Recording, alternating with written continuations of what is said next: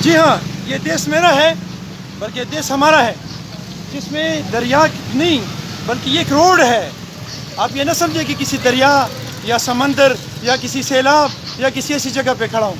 ये अटक है, और अटक में इसको कहते हैं मिर्ज़ा, कौन सा, मिर्ज़ा वाला पुल, छत्ते वाला पुल इसको क्या करते हैं। और मैंने पहले भी एक दफ़ा गवर्नमेंट को ये कहा था कि आप लोगों के ये जो निज़ाम आप कर रहे हैं ये गलत है।